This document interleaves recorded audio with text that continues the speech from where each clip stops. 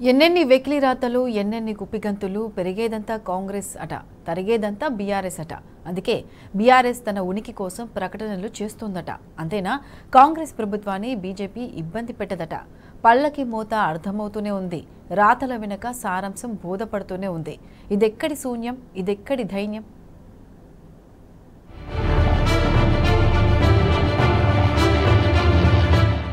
రెండు 2014లో Congress party senior నేత, ఆనాటి తెలంగాణ వ్యవహారాల ఇన్ఛార్జ్ దిగ్విజయ్ సింగ్ ఒక మాట అన్నారు. రెలెవెన్స్ తెలంగాణయే అని. బీఆర్ఎస్ తెలంగాణ రాష్ట్ర సాధన కోసమే పుట్టింది కాబట్టి రాష్ట్రమే ఏర్పాటైన తరువాత ఆ పార్టీ కొనసాగే అవకాశం లేదని, కేసీఆర్ పాత్ర ముగిసిపోయిందని దిగ్విజయ్ వ్యాఖ్యల సారాంశం. అందువల్ల కాంగ్రెస్ లో బీఆర్ఎస్ ను విలీనం చేసుకోవటం లేదా పొత్తు పెట్టుకోవటం అవసరమే లేదని, తెలంగాణ వచ్చింది కాబట్టి బీఆర్ఎస్ కు భవిష్యత్తే లేదని ఆయన ఆలోచన. కానీ రాజకీయాలు చాలా డైనమిక్ గా ఉంటాయి. ఎవరో ఏదో ఊహించుకుని సూత్రీకరించుకుని దానికి ఏవో 4 ఉదాహరణలు, తమ బుర్రకు తోచిన 4 ఊహాజనిత కల్పనలు జోడించుకున్నంత మాత్రాన అవే నిజాలైపోవు, అవే భవిష్యత్తు కావు.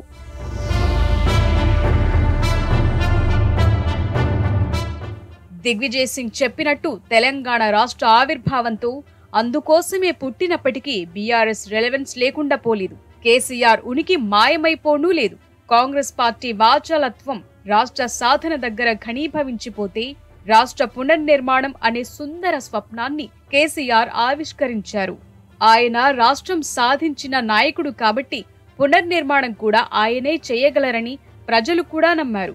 రాష్ట్రం ఎలాగూ ఇచ్చేసింది కాబట్టి అసలు కాంగ్రెస్ కే రెలెవెన్స్ లేదని కూడా ప్రజలు తీర్మానించుకున్నారు.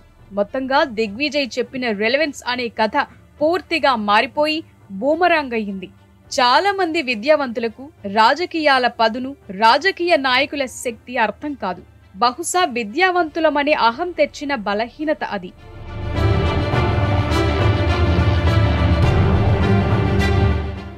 భారత రాజకీయాల్లో ఇక ముగిసిపోయినట్టే అనిపించుకున్న అనేక పార్టీలు, నాయకులు, ఉద్యమాలు భస్మం నుంచి ఫీనిక్స్ పక్షులై లేచిన సందర్భాలు ఎన్నెన్నో ఉన్నాయి. అంతెందుకు, 1969లో నిలిచిపోయి ఆ తరువాత ఎన్టీఆర్, వైఎస్, చంద్రబాబుల హయాంలో ఆ మాట కూడా వినిపించకుండా ఇంకేం తెలంగాణ శాశ్వతంగా తెరపడింది అనుకున్నారు. కానీ రాష్ట్ర నినాదం ఉద్యమై పురుడు పోసుకుని రాజకీయ ప్రభంజనమై దేశాన్ని కుదిపేసింది. ప్రత్యేక రాష్ట్ర ఆవిర్భావంగా సాక్షాత్కారమైన ఉదంతం మన కళ్ల ముందే ఉంది. కాబట్టి సిద్ధాంతీకరణలు, సూత్రీకరణలు మనకు నచ్చినట్టు మనం చెప్పుకోవచ్చు. కానీ చరిత్ర చాలా గడుసుది, అనూహ్యమైంది. చరిత్రకు ఆవృతాలు, పునరావృతాలు ఉంటాయి, నిజమే. అయితే ప్రతిసారి చరిత్ర పునరావృతం కాదు. నాదెండ్లది, చంద్రబాబుది 2 వెన్నుపోట్లే. కానీ ఒకటి అపజయం పొందితే రెండోది విజయం సాధించింది.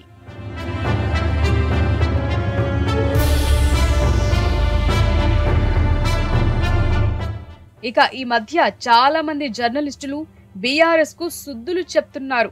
కాంగ్రెస్ అధికారంలోకొచ్చి నెలైనా కాలేదు, అప్పుడే విమర్శల అనేది వారి వాదన. వాస్తవానికి వారు బీఆర్ఎస్ నాయకులకు సుద్దులు చెప్పటం లేదు, వారి బాగు కోసం కూడా చెప్పటం లేదు. చూసారా, బీఆర్ఎస్ నాయకులు కాంగ్రెస్ ఇలా అధికారంలోకి రాగానే అలా దాడులు చేస్తున్నారు అనే సందేశం ప్రజల్లోకి పంపించేందుకు తిప్పలు పడుతున్నారు. తమ మీడియా ప్రచారాలతో ప్రజల మెదళ్లను తమ రిమోట్లోకి తీసుకుని అలాంటి భావన జొప్పించటానికి చూస్తున్నారు. అలాంటి పాత్రికేయులకు ఒక్కటే ప్రశ్న. 2014లో బీఆర్ఎస్ అధికారంలోకి వచ్చిన తర్వాత రైతు రుణమాఫీ మీద, కరెంటు సమస్య మీద కాంగ్రెస్, బీజేపీలు ప్రభుత్వానికి సమయం ఇచ్చే రోడ్ల మీద బీభత్సం సృష్టించాయా?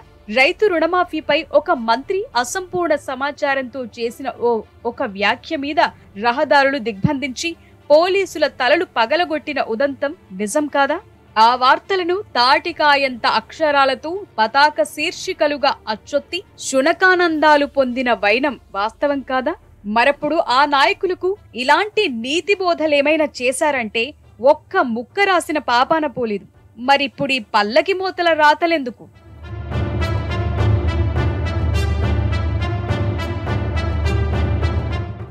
బీఆర్ఎస్ కు భవిష్యత్తు శూన్యమైపోయిందట. 5 ఏళ్ల తరువాత ప్రజలు అధికారం ఇస్తారా అనే భయం, అనుమానం వెంటాడుతోందట. ఏం రాతలివి? భవిష్యత్తే శూన్యంగా కనిపించేంత దైన్యం బీఆర్ఎస్ కు లేదు.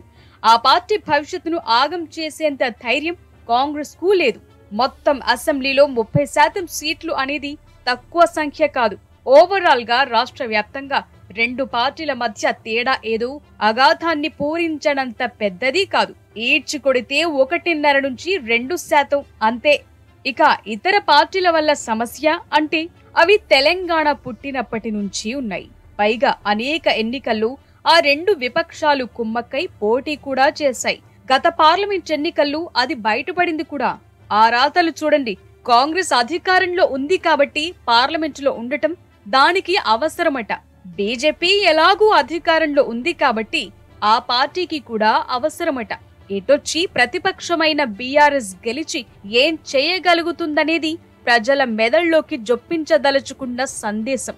అదే నిజమైతే 2019 పార్లమెంట్ ఎన్నికల్లో కాంగ్రెస్ రెలెవెన్స్ ఏమిటి? కేంద్రంలో అధికారం లేదు, రాష్ట్రంలో లేదు, మరెందుకు పోటీ చేసినట్టు? అప్పుడు ఈ రెలెవెన్స్ రాతలు రాయలేదేం? అది పక్కన పెట్టినా వాగ్దానాలు నెరవేర్చకుండా తప్పుదారిన వెళుతోన్న అధికార పార్టీ చెంపలు వాయించి దారిలో పెట్టడానికి పార్లమెంట్ ఎన్నికలు మాత్రం వేదిక కారాదా? బీఆర్ఎస్ అధికారంలో ఉన్నప్పుడు వచ్చిన దుబ్బాక తదితర ఉప ఎన్నికల్లో ఏ ప్రాసంగికత ఉందని అధికార పార్టీని ఓడించాలని రాతలు రాశారు.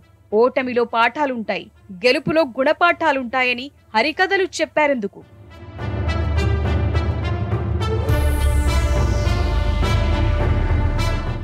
బీఆర్ఎస్ అధికారాన్ని కోల్పోయినా బలమైన ప్రతిపక్షంగా ఉంది. జరిగిన ఒకే ఒక అసెంబ్లీ సమావేశంలో బీఆర్ఎస్ విశ్వరూపం ప్రదర్శించింది. దానికి తోడు పెద్దగా వ్యవధి లేకుండా కొద్ది రోజుల్లోనే పార్లమెంట్ ఎన్నికలు ముంచుకొస్తున్న నేపథ్యంలో ఒక రాజకీయ పార్టీగా బీఆర్ఎస్ తన పార్టీని ఎన్నికలకు సన్నద్ధం చేసుకునే కసరత్తులో ఉంది. మరోవైపు కాంగ్రెస్ పార్టీ ఎన్నికల్లో చేసిన వాగ్దానాలు నిలబెట్టుకునే స్థితిలో లేదు. దేవుడా, పార్లమెంట్ ఎన్నికల కోడ్ను త్వరగా ప్రకటించేలా చూడు అని ప్రభుత్వంలోని పెద్దలంతా వేడుకుంటున్న పరిస్థితి. వాగ్దానాల అమలు జరగలేదు కాబట్టి ఆ ఎన్నికల్లో ప్రజల ఆగ్రహం చవిచూడవచ్చనే భయం వారిని వెంటాడుతోంది. అందుకే ఆలుగా ఓటర్ల దృష్టిలో బీఆర్ఎస్ కు ఓటేస్తే లాభం లేదనే ప్రచారాలు చేయటానికి కుట్రలు చేస్తున్నారు. బీజేపీ ఎలాగూ పెద్ద పోటీ కాదు కాబట్టి బీఆర్ఎస్ ను పక్కకు తప్పిస్తే గండం గడుస్తుందనేది కాంగ్రెస్ వ్యూహం. బీఆర్ఎస్ ను బలహీనపరచటం, బీఆర్ఎస్ ఓటర్లను దారి మరల్చటం, తద్వారా కాంగ్రెస్ పార్టీకి రూట్ క్లియర్ చేయటం అనే స్క్రిప్ట్ ఆల్రెడీ ప్రారంభమైంది. ఆ విష ప్రచారాల ఎజెండా ఏమిటో గమనించలేనంత అమాయకులేం కాదు తెలంగాణ ప్రజలు.